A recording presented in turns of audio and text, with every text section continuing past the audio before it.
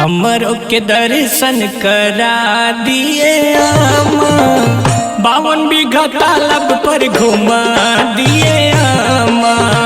हमरों के दर्शन करा दिए आमा, 52 बीघा तालाब पर घुमा दिए आमा। ए अम्मा ले चल के दिखा दो ना 52 बीघा के तालाब। बड़ा दूर दूर से लोग आवता वहाँ पर महावीर के दर्शन करे के खातिर, और सुनीला कि 52 बीघा के तालाब बड़ा भारी बा। हमरों के दर्शन करा दिए आमा, हमरों के दर्शन करा दिए आमा, 52 बीघा तालाब के देखा दिए आमा। हमरों के दर्शन करा दिए आमा, 52 बीघा तालाब पर घुमा दिए आमा। महावीर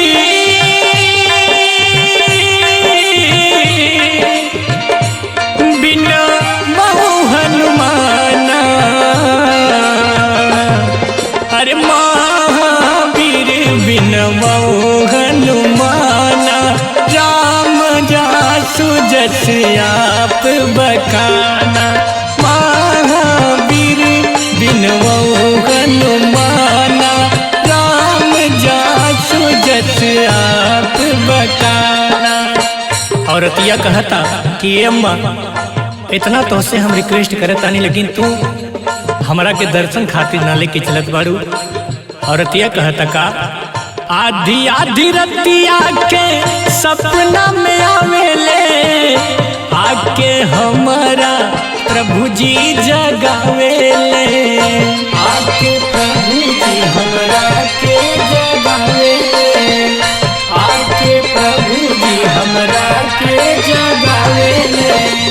आधी आधी रतिया के सपना में आवेले, आके प्रभु जी हमरा के जगावेले, आके प्रभु जी हमरा के जगावेले।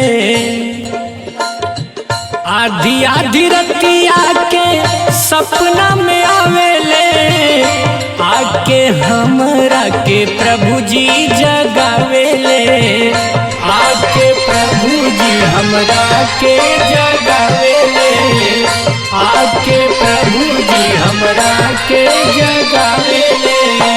आधी आधी रतिया के सपना में आवेले, आके हमरा के प्रभु जी जगावेले। 108 कुंडी श्री हनुमत शक्ति जागरण महायज्ञ अयोध्या से पधारे मनु महाराज के मुखारविंदों से श्री राम कथा का श्रवण आप लोग करेंगे।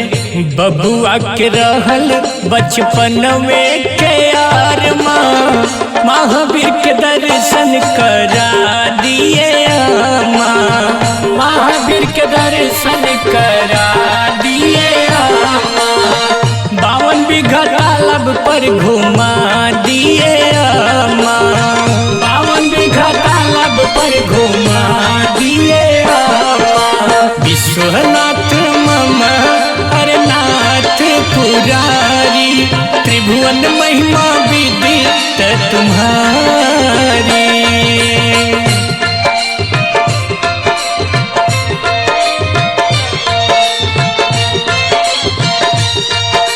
प्रभु की कृपा भयहु सब काजू, जन्म हमार सुफल भया जो।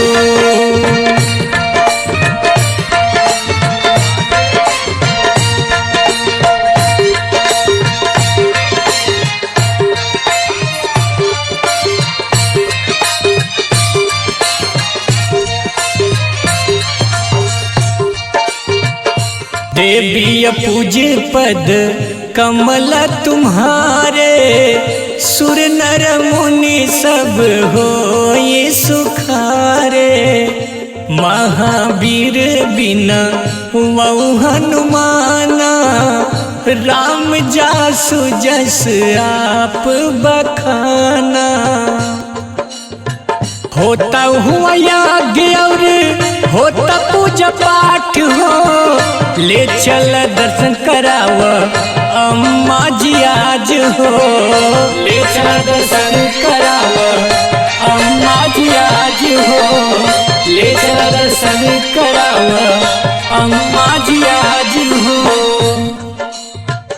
होता हुआ यज्ञ और होता पूजा पाठ हो, ले चल दर्शन करावा अम्मा जी आज हो, ले चल दर्शन करावा अम्मा जी आज हो, ले चल दर्शन करावा अम्मा जी आज हो।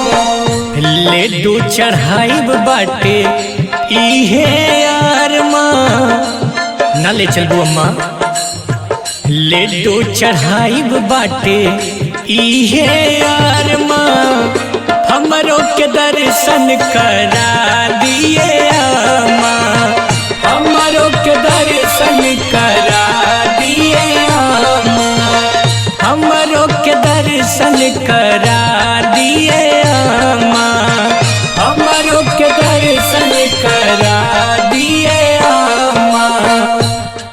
जब हमके